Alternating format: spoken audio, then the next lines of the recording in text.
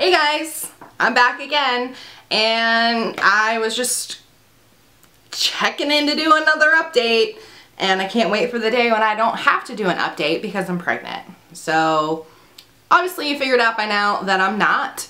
Today is cycle day 1, and I called my clinic this afternoon, said I'm on cycle day 1. You know, does the doctor want to change my dosage, or, you know, what's going on, that kind of thing.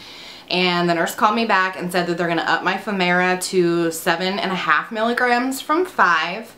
And she scheduled me for another ultrasound to see how I do. She said, I know that you had 2 ultrasounds because you weren't really progressing as quickly as we thought you were going to on the first one.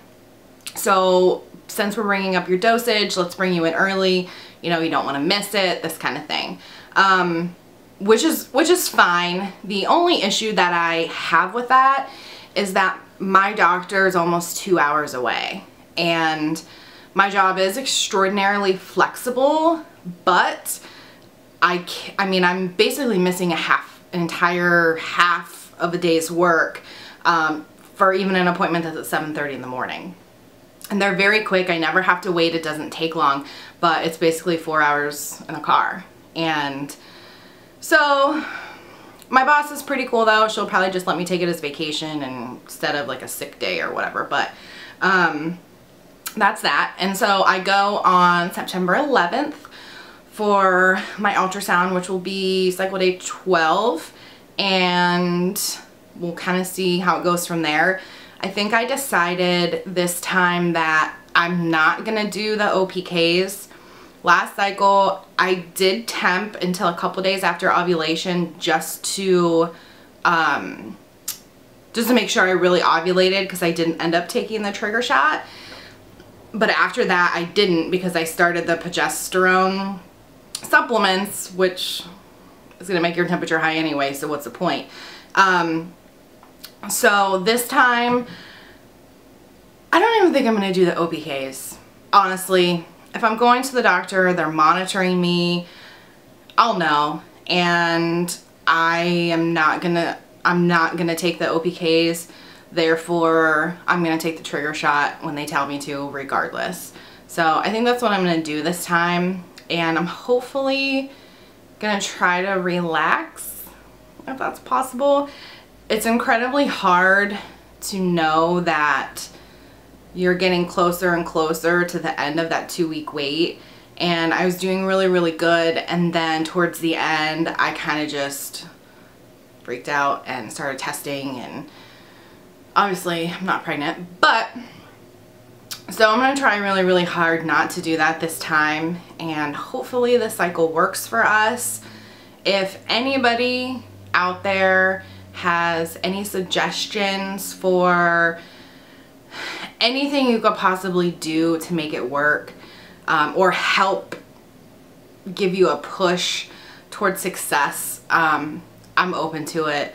The only thing that I don't want to do is I don't want to add any more supplements or herbs or anything like that, just because with the Femara, and I take enough pills as it is. But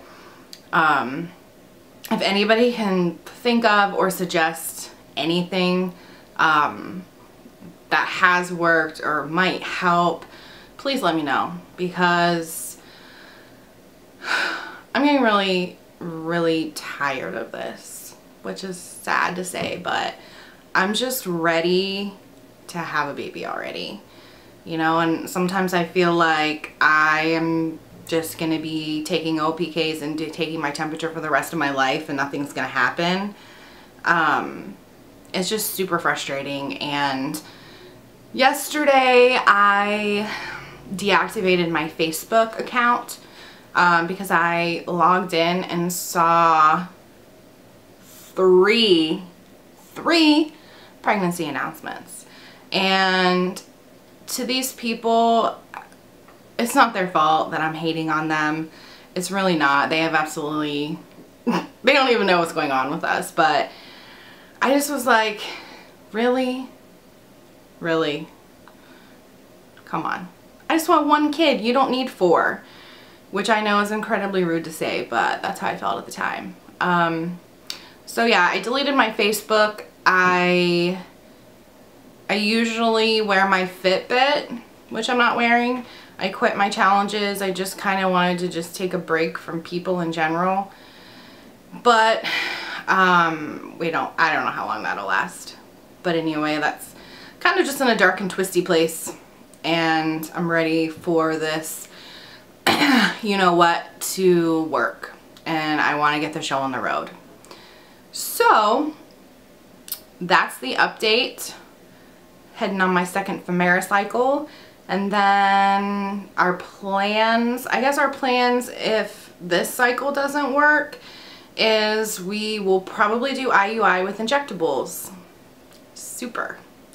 Which is not what I want to do, but there's a balance between throwing all this money towards, you know, treatment when we could have been putting this money towards IVF if that's what we end up doing. Oh, one more thing, which is super exciting. When I went in for my ultrasounds, I was under the impression that my insurance would not cover it, and it was $180. So I was ready with my money because they send a lady in, like, they don't let you even leave the exam room until you give her your debit card. And the first time I didn't have to pay anything because it was so early that the lady who handles that wasn't there. And my second ultrasound, she came in and said that I owed $33. And I was like, I mean, I'm not complaining, but okay. And then she said that they kicked it to insurance and that, you know, insurance could come back and say, no, we're not paying that. And I would have to pay the whole, what, like $360. But I've been watching my insurance website and it's processed and done. So instead of paying $360, I ended up paying $33. Totally a win. And the Femara is only $1.62. And the trigger shot was $160, but I didn't use it last time, so I get to use it this time. So I'm trying to be super positive, sort of. But I'm getting tired.